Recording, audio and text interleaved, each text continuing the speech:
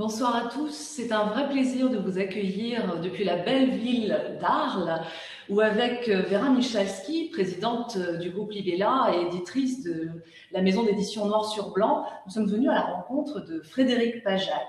Frédéric Pajac, que vous connaissez évidemment et qui, en cette rentrée, va publier le 9e volume d'un certain manifeste incertain. Nous allons évidemment vous en parler dans un instant, mais évidemment, pour parler de ce dernier volume du manifeste, il est important peut-être de revenir aux sources. Vera Michalski, bonjour, bonsoir plutôt.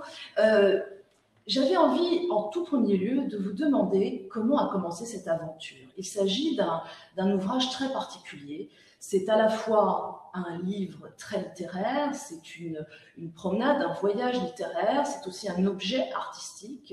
Les dessins de Frédéric Pajac en sont la preuve. C'est une rencontre aussi entre une éditrice et un écrivain. Comment tout a commencé? Alors, il faut dire que je connais Frédéric depuis 1986 ou 85, si vous voulez, ça ne date pas d'hier, puisqu'on a bénéficié du goût certain de Frédéric pour nos premières couvertures des éditions Noir sur Blanc, et c'est même lui qui a dessiné notre logo, donc pour dire, ça fait longtemps. Donc quand il est venu me parler de ce projet, de Manifeste incertain, je me suis dit, c'est une folie totale, mais on va le faire, parce que la confiance existe et on connaît le talent. Donc et le projet, quand même hors norme, et ça me plaisait de faire une chose pareille, quoi. Frédéric, bonjour. Bonjour. Alors, Vera donne sa version de l'histoire. Quelle est la vôtre? Qu'est-ce qui s'est passé? Comment est né le manifeste incertain? Et comment l'envie est-elle venue de faire cette proposition à Vera? C'est très simple en fait. J'avais envie de faire un livre sans fin. Et je me suis dit, quel est l'éditeur ou l'éditrice qui peut accepter un tel projet, quoi. Et donc, ça me semblait évident que Vera serait en tout cas intéressée et qu'elle ne me dirait pas tout de suite non. Et puis, en fait, elle m'a dit oui. Et par la suite, assez rapidement, je me suis dit, je vais m'arrêter à 9 parce que j'aurai 65 ans et qu'à 65 ans, il faut peut-être faire un autre projet après. Voilà. Alors, vous avez spécifiquement choisi, Vera, d'intégrer ce manifeste à la maison d'édition Noir sur Blanc. Il y a d'autres maisons d'édition dans le groupe Libella. Pourquoi Noir sur Blanc avait le bon ADN, j'ai envie de dire, pour un tel ouvrage? Parce que chez Noir sur Blanc, depuis la fondation, depuis plus de 30 ans, on s'intéresse à des auteurs un petit peu différents, un petit peu originaux, et que notre seul critère, je peux le dire, c'est la qualité et voilà, des auteurs qui durent, des auteurs qui vont enchanter les lecteurs. Et ça me paraissait tout à fait logique que ce soit dans ce cadre-là. Peut-être aussi un espace de liberté pour justement une forme comme celle-ci, si particulière, entre expression à travers le dessin, la littérature, l'essai. Absolument, parce que ce qui fait l'intérêt du manifeste, c'est justement le dessin et le texte. Et que ce n'est pas l'un qui illustre l'autre, qu'on ne peut pas imaginer, qu'on ne peut imaginer aucun de ces manifestes sans le texte ou sans l'image. Et les dessins, d'ailleurs, dans ce dernier manifeste numéro 9, sont de plus en plus beaux. Je trouve qu'on arrive à une pureté dans les noirs et dans les paysages, et il y a des ciels qui sont absolument magnifiques. C'est absolument sidérant. Alors, un pari fou, on disait tout à l'heure, mais un pari qui a payé, puisque ce manifeste vous a valu, Frédéric, en 2014, le prix Médicis Essai, et en 2019, le Goncourt de la biographie pour le manifeste, donc volume 7, Emily Dickinson, Marina Tsvetaeva, l'immense poésie. Aujourd'hui, vous allez nous présenter donc ce 9e volume, au cœur duquel nous allons partir aussi à la rencontre de Pessoa. Mais ce qu'il est important, me semble-t-il, de dire, c'est qu'au-delà des écrivains qu'on découvre dans ces livres, c'est aussi l'artiste et l'écrivain Frédéric Pajac que l'on découvre. Quelle était l'idée? Est-ce que c'est une autobiographie à travers vos promenades littéraires que vous vouliez faire? Oui, c'est une autobiographie, c'est explicitement une autobiographie. À part le 5e volume qui est uniquement consacré à Van Gogh et qui est une pure biographie, mais tous les autres sont à la fois des biographies, mais aussi, par la force des choses, des récits de voyage. Par exemple, quand je fais un livre sur Marina Tsvetaeva ou sur Pessoa, ou sur Walter Benjamin, quels que soient les auteurs, ils ont vécu de différents endroits. Par exemple, Marina Tsvetaeva a connu ses premiers amours en Crimée, après elle a connu Moscou, elle a connu l'exil, etc. Et partout où elle est allée, presque partout, je dirais, je suis allé sur ses traces, et en fait, je suis dans la biographie, je suis dans sa vie, mais je suis dans la mienne aussi.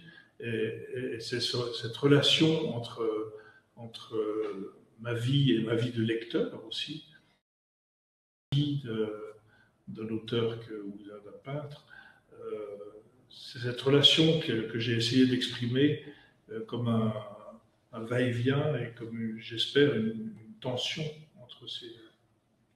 Alors, si vous le permettez, je lis le tout début du volume 9, donc avec Pessoa. Baudelaire, parlant d'Ingres qu'il s'efforçait de déconsidérer, posa cette question. Qu'est-il venu dire en ce monde? Question fameuse que je me retourne, sachant le peu d'indulgence qu'elle réclame. Alors quoi? Compte tenu d'un temps préalable de rêverie et de fermentation, presque 10 ans m'auront été inévitables pour achever le manifeste incertain. Est-ce ainsi que je suis venu dire quelque chose en ce monde? Peut-être, ou sans doute, et au moins dans ce temps imparti, j'ai voulu ébaucher une sorte de paysage d'un sentiment familier et secret, l'incertitude. Cette très belle oxymore qu'est le manifeste incertain revient donc dans ce texte, le mot incertitude est encore prononcé. Pourquoi cette quête, si c'est une quête de l'incertitude? Pour moi, c'est une réponse à toutes les idéologies. Je crois que les idéologies sont des certitudes brutales et injustes. Et je crois que l'incertitude, c'est le doute, c'est une manière de se remettre en question, de remettre en question les choses, de les mettre dans d'autres perspectives, etc. Et je crois que je vois non seulement l'incertitude dans mon propre regard, mais dans le regard évidemment des autres, parce que Pessoa est dans une incertitude, pour parler de Pessoa, puisque c'est le dernier livre, mais il est dans une incertitude permanente, quoi. Incertitude sur lui-même, incertitude sur le monde, incertitude sur lui comme écrivain, puisqu'en fait il va être assez peu écrivain public, et tout va rester dans une malle qu'on découvrira après sa mort. Donc il y a cette incertitude de son œuvre aussi. C'est un petit miracle si cette œuvre est connue aujourd'hui, comme celle de Van Gogh d'ailleurs, c'est la même chose, ou comme celle de Marina Tsvetaeva, ou comme celle d'Emily Dickinson. Emily Dickinson, toute l'œuvre devait être brûlée. Elle avait laissé des directives à sa sœur de tout brûler, et sa sœur a refusé, un peu comme Kafka. Enfin, moi, je suis toujours très étonné et intrigué par encore une fois, cette sorte de miracle qui fait qu'en fait, on a droit à cette œuvre, à ces œuvres. Que la littérature est arrivée jusqu'à nous. Incertitude telle qu'il va s'inventer des dizaines, si je veux dire, de personnages, d'alter ego, d'hétéronymes, hein, comme vous dites. Vera, je me tourne vers vous, je voulais savoir qu'est-ce qui vous a le plus marqué dans cet ultime volume du Manifeste incertain. Est-ce que c'est la personnalité, c'est les pérégrinations de Frédéric Pajat qui nous emmènent à Stockholm, qui nous amènent à Alger, dans le désert? Qu'est-ce qui vous a le plus touché, on va dire? Je pense que ce livre-là, donc qui est la fin de cette œuvre, je le trouve touchant à plein d'égards. Je le disais tout à l'heure, la beauté des dessins, les pages sur le désert qui sont sublimes, et aussi donc, le souci du détail dans la biographie de Pessoa. Et on voit bien qu'il y a eu une recherche qui a été faite et une précision dans le dessin, donc je trouve ça absolument sidérant. Je le répète. Frédéric Pajac, on alterne, comme c'est le cas aussi dans d'autres de ses ouvrages, entre donc votre voyage, votre parcours, votre histoire et celle de l'écrivain dont il est question. Qu'est-ce qui détermine le choix de Pessoa sur cet ultime volume par rapport à l'histoire que vous racontez, votre histoire personnelle? Quel est le lien, s'il en est, entre, par exemple, votre promenade dans le désert, les nuits passées dans le désert et l'histoire de Pessoa?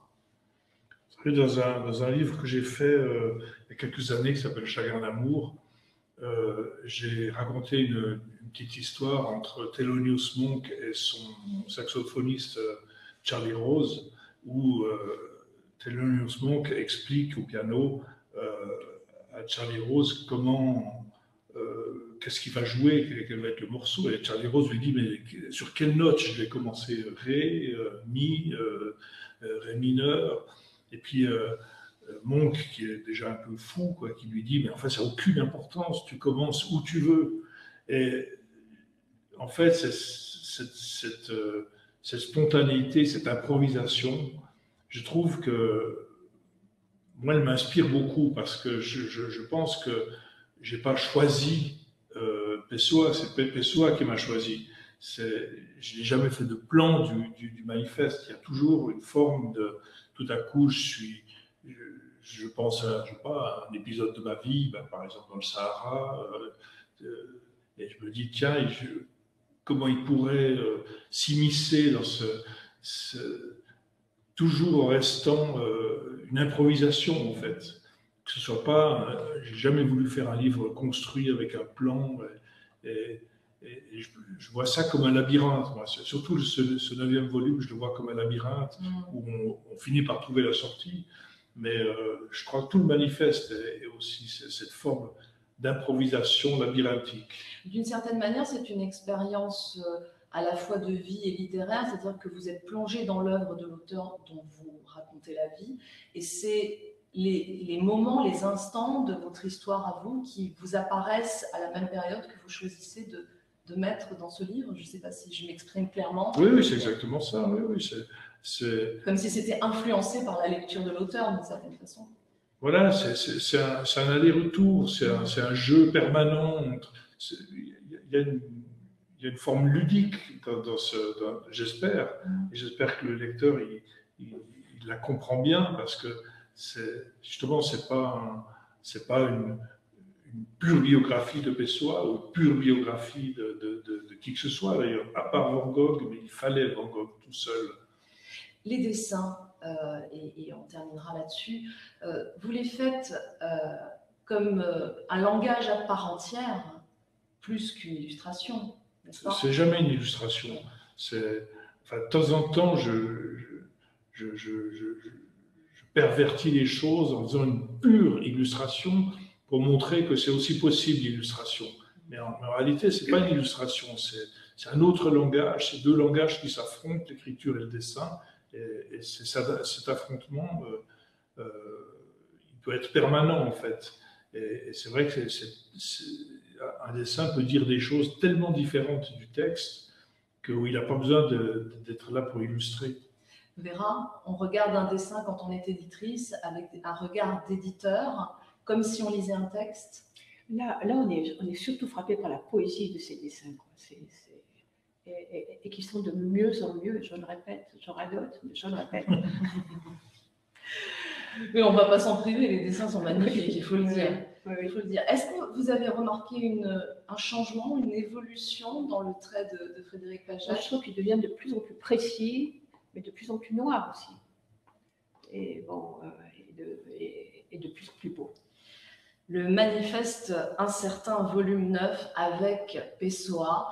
On est à la fois très heureux de vous le présenter, très heureux pour nous qui avons eu la chance de le lire, de l'avoir lu, et un peu triste parce que c'est le dernier. Et je suis certaine que vous avez plein de projets, Frédéric Pajac, pour l'avenir. Et je suis certaine que Vera saura vous les extorquer, ces projets, avec le talent qu'on lui connaît. Merci infiniment à vous tous de nous avoir écoutés, et surtout, plongez-vous dans ce livre qui est une pure merveille.